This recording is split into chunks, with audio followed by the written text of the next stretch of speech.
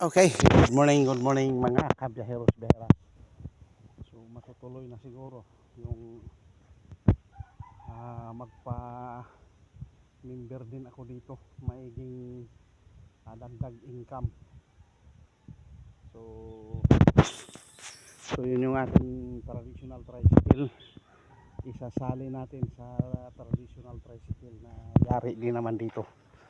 So update na lang kung makasali or hindi, no? Pero sana po ay isa ako sa makasali. So dalawa kami ni Kuya Renz na taga boundary ng Anapog, Sibukaw. So ito kasi yung boundary area ng Anapog, Sibukaw. So paglusong natin dyan ay sakop na ng ano yan, sakop na ng Danau.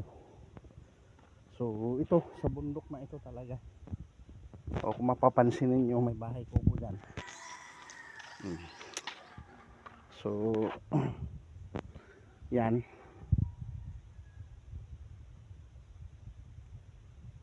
Ayan. So ito ay area ng Anapog, Sibukaw. So yan, isasali natin dito sa Luzon itong traditional tricycle na gawang Mindanao. So ATA holding shop ang gawa niyan. So nakarating yan ng Mindanao ng tawag dito, Luzon. Ganun kasipag yan manakbo na tricycle. So araw at gabi ang ating biyahe. Wala tayong pahinga kundi pagdating lang sa barko. Pero kaya at kinaya naman talaga ng ating traditional tricycle na yan. So yan, hinaantay ko lang si Budi para kami ay magpasirox na rin siya ng kanyang mga documents para makasali kami sa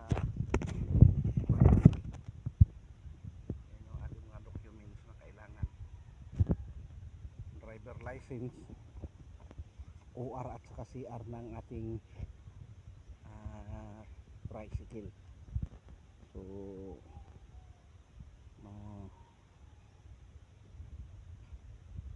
sana'y matagumpay yung aming mga plano dito na magiging isa ito sa mga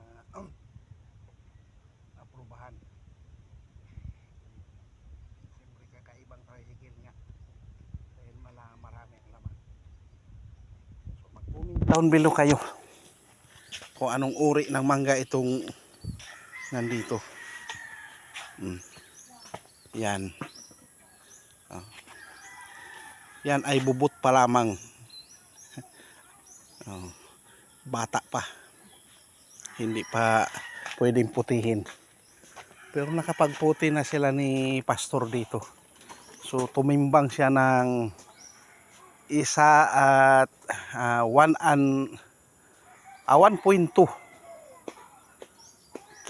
kilogram. Nalaki pa yan. So kaya ang tawag din ay manggahan. Kasi may mga mangga nga naman na itinanim si sir. Okay. So update na lang ako sa mga magaganap kung anong mangyari sa aming mga lakad. So yan. Hanggang dito na lang muna ang ating pagbablog. Bye-bye. God bless and to God be the glory. Alfred Uhaw TV Vlogs. Kalbong driver. Tricycle vlogger. Yan.